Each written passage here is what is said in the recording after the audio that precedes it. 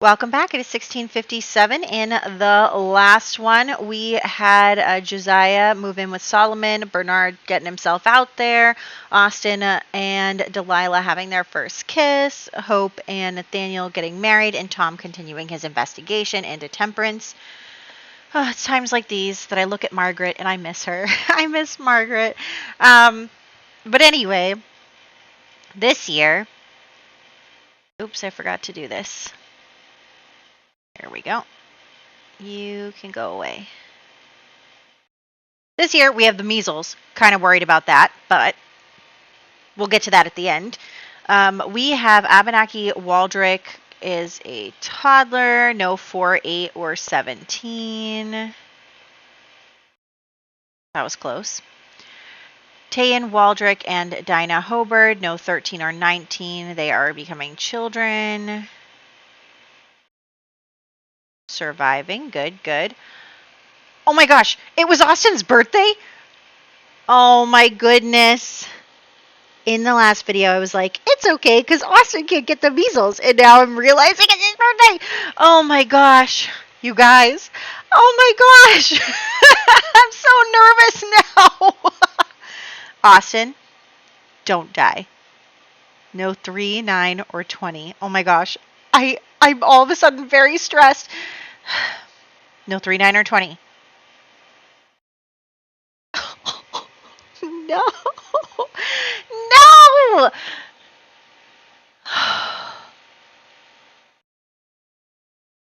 We'll plead for him.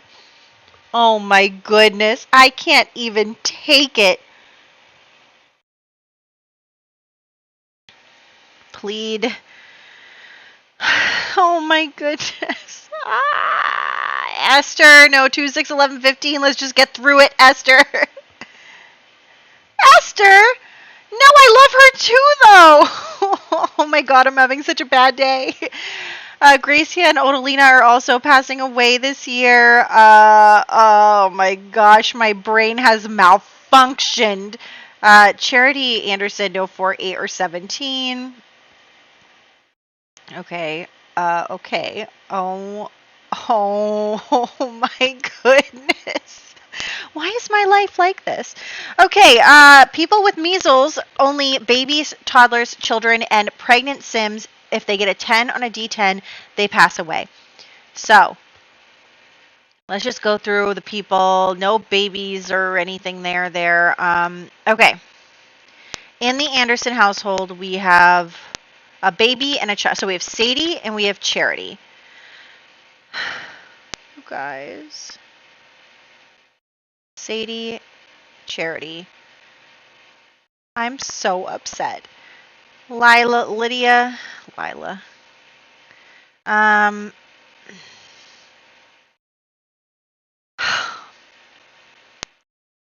Amos. I'm so upset. Okay, here we have one baby. Here, no babies. Here, 3.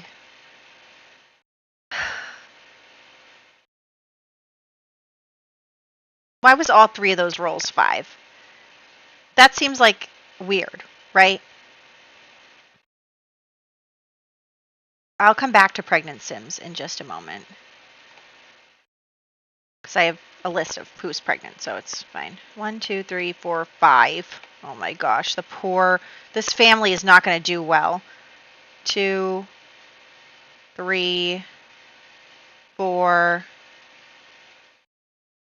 Okay, I guess they did do well. You know, this isn't fair. My Austin shouldn't have been worried about a thing. And instead, everyone else is surviving except for him. 3 kids in the Dubois household. Literally everyone else is alive except for my Austin. This is so... 1, 2, 3, 4, 5, 6 kids for Janice. Oh my gosh.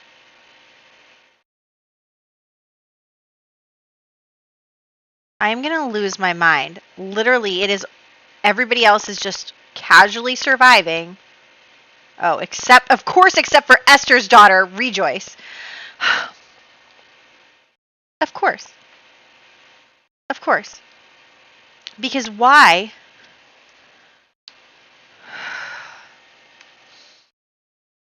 Why would she survive? Why would she survive? Only the Sims I like die, obviously.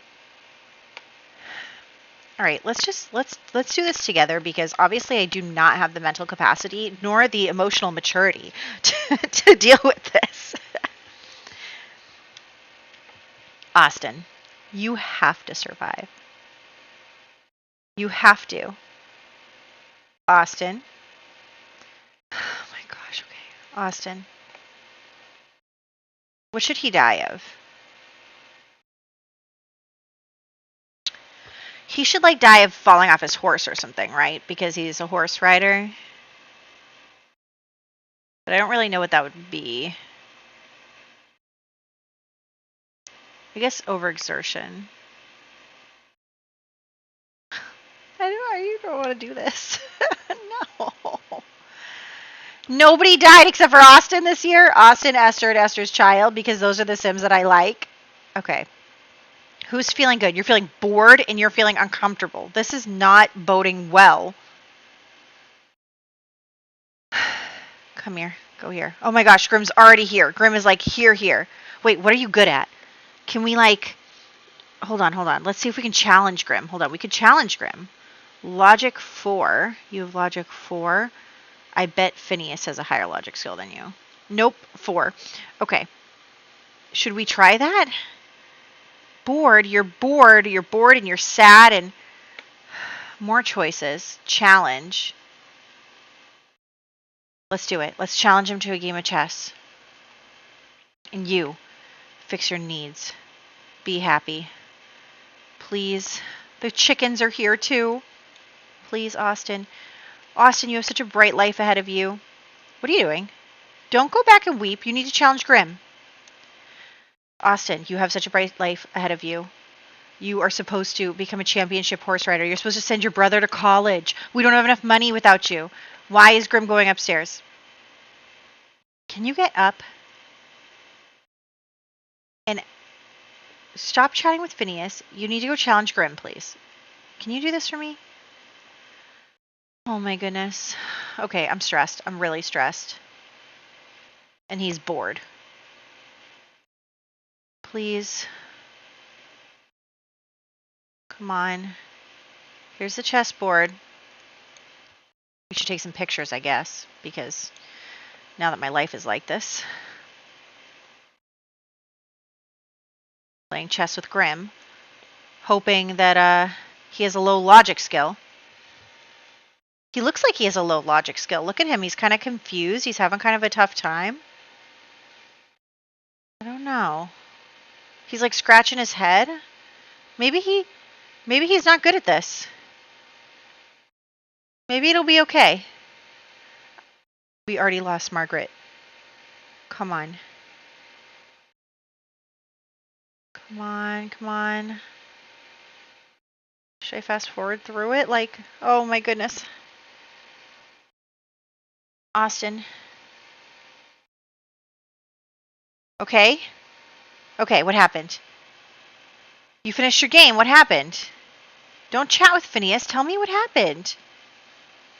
Did it work? Or not? Okay, yes, no, yes, no, yes. No. Oh my goodness.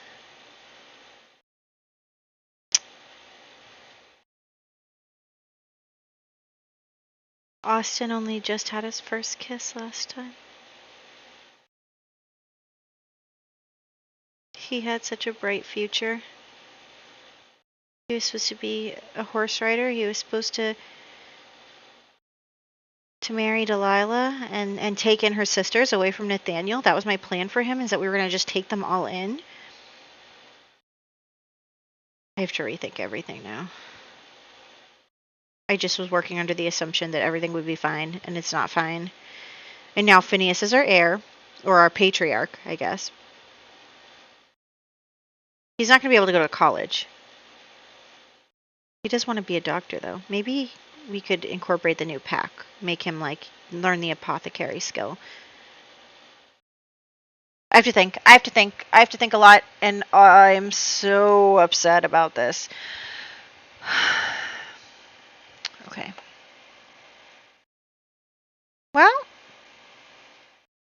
Well, well. This sucks. Okay, okay. Let's hop into the game. For you, not for me. For me, there's going to be a lot of thinking before I start actually playing this year. Okay. Okay, I'm still in shock, and so are Austin's family members. So here we are. The grave is out by the horse stall, whatever it is. And we are going to do our chores because just because someone has died doesn't mean we can stop doing the things we need to do.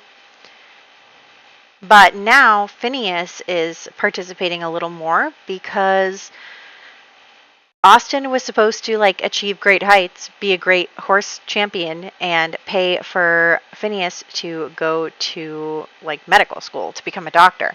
So that's obviously not really in the cards for him anymore. Maybe, like I said, maybe we'll incorporate the new pack into Phineas's story now that he is our patriarch. It is so weird to think of still. Like I don't know, you guys.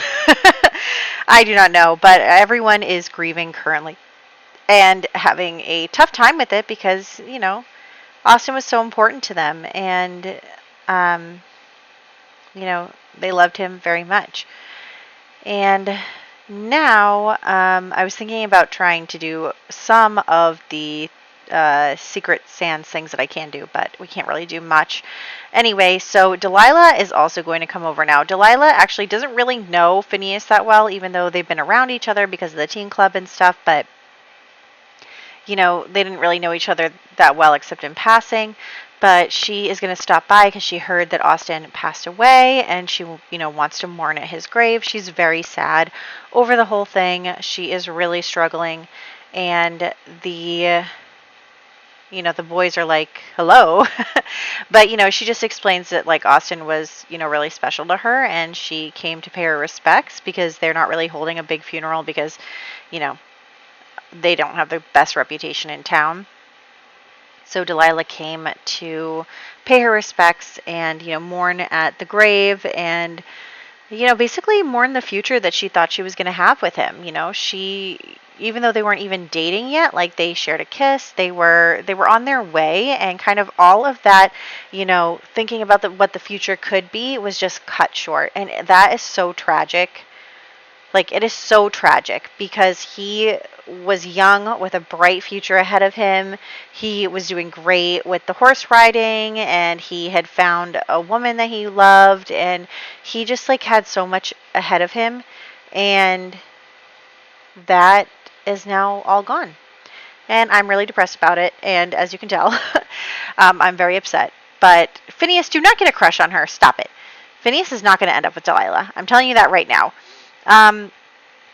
Phineas doesn't have a lot of experience, so he probably is just a little confused.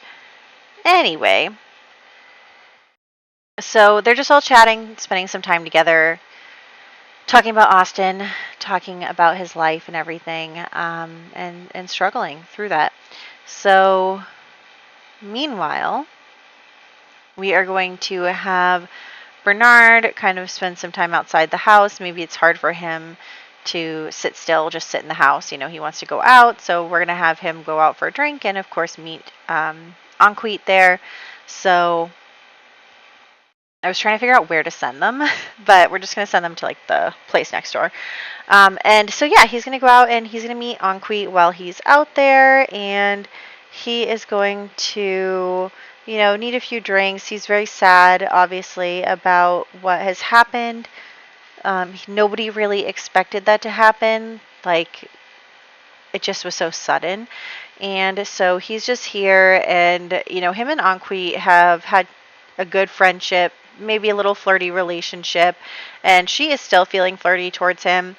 And basically, they are spending more and more time together. They've become good friends and everything. And, she is into him. She's into him. And he just honestly, he's so upset and like sad and everything that is going on in his life. He doesn't really have space in his life for that kind of stuff right now. And so, she kind of tells him like, we could do a little something something, you and I, we could try it out and see how it goes or and everything. And he is super flattered, and he does like her, and he does like being romantic with her, and he, could see them starting something, but at the same time, he's just kind of like, he's like, look, I just lost my son. Like, I just lost my son. I have a lot going on in my life. I never really thought about, remarrying. I never really thought about anything. Like, he hasn't. And he's not even, really comfortable yet telling her about, I'm sure she's heard rumors about him, but, when he says remarry, he's trying to be talking about Margaret and not Solomon. So he's not really bringing it up. And he's just like, look, like, I do want to see where this goes, but I also, don't have space right now in my mental health to, commit to anything serious. And she's like, that's totally fine. Like, we can just, spend time together, see where it goes, no commitments, just like, let's just have a good time and see what happens. And so that's what they decide together, is to just see what happens, and, no pressure, no strings, no anything, just, enjoying each other's company. So that is what they're going to do. We're going to send him home and just take care of everyone's needs. And what time is it? Oh, it's like almost time to do the chores again, so we'll just stick around a little longer. Phineas is not giving up his studies, although he has had to skip school a couple times now. But he's trying not to give up his studies just because they don't know how they're going to pay for it or anything. So he's still focused on learning and everything. So that is what he is doing, and his father is supporting him in that. He doesn't know how he's going to support him in his studies, but he wants to make sure that he can do whatever he wants. So they're going to do their best. Let's do our chores for the morning. It's so different without Austin. Oh my gosh. And then we have the horse. Like, what are we going to do with the horse? We don't even need a horse anymore because Austin was the one who rode horses. Anyway. So here we are with the Anderson family, because Tom has come to a conclusion on his investigation into temperance. And so we are going to have everyone meet up and spend that time coming to hear his announcements. So he is going to come up here and he's going to start explaining all of the things he did, he looked into. He got testimonies from people. He tried to figure out motivations. He did investigate into temperance, and basically he says that there is no proof that she is a witch, and that it's only the account of Sela, who has a bad reputation, not only from her past, but also as someone from a different religion and everything. So Sela is not really considered that great of a witness, I guess, or an accuser, whatever. She's not considered to have the moral standing to be thought of as telling the truth. She's an unreliable witness. Also, my game is about to crash. I think it's too hot. The summer is too hot. I'm like 5 feet away from an air conditioner and it's still too hot in here. So now we're back. And Muriel has decided to come to the front. Now, Muriel is so sick and tired of Sela and her selfishness and all of that. She has been listening to Sela and giving her advice, and Sela never gives back, and Muriel is tired of it. And so Muriel is basically, once Sela and Humphrey start to protest against the innocent verdict, Muriel is going to get up in front of everyone and be like, well, that's because they're having an affair and they want to get rid of her, the wife. And of course, everything blows up. Look at how angry Humphrey is. He is so mad. I didn't even click on him, and he is furious. He is so mad because everyone is like looking at him, and Muriel's like, I'm Stella's best friend. She tells me everything. I know what they're doing. And Humphrey, of course, is trying to be like, she's lying. It's not true. And Tom basically is like, yeah, that's kind of the impression I got. So basically, everyone is like, oh my gosh, they are stunned, they can't believe it. And Tom is like, that kind of conspiracy and scheming and all of that is just not cool for our community. You can't do that. And so we are going to banish both Sella. She's going to be just sent back to whatever convent or something. I don't even know how she would have become a nun if it's not a Puritan thing. But anyway, she's going to be sent back, and also Humphrey is going to be exiled. Temperance is going to be, freed of that relationship without.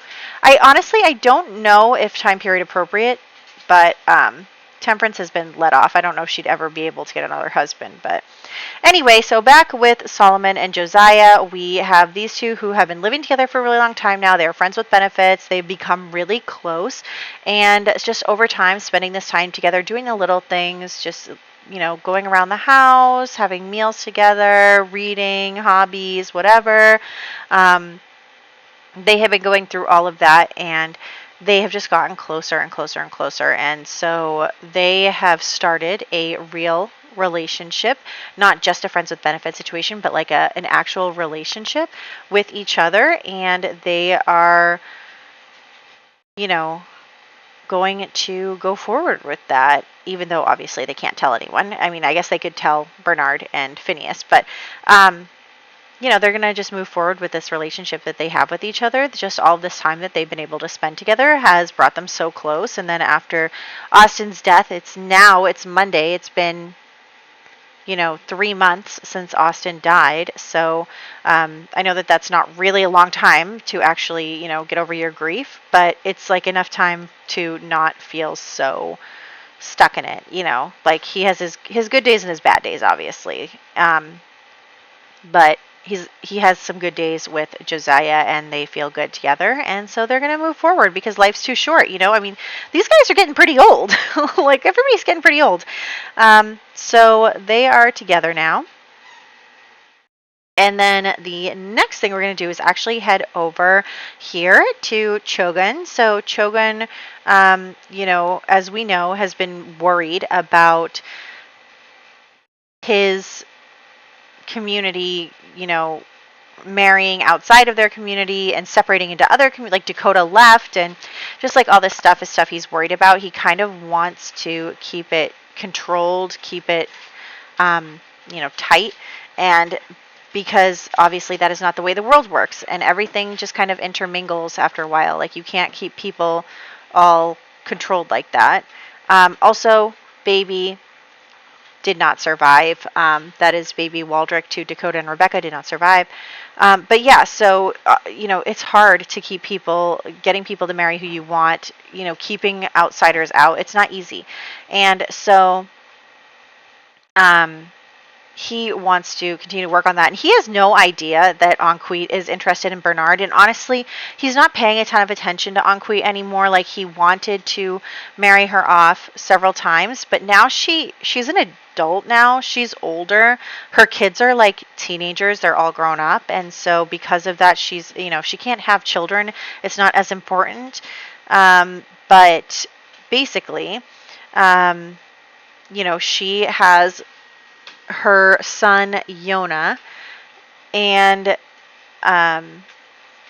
he has a daughter, Nita, and so he is going to propose to Enqu that they marry their children to each other, and that, they kind of create, again, he has been trying very hard to create a lot of bonds between the families here in their settlement. So they are making a deal where Nita and Yona would get married, obviously without Nita or Yona getting any input at all.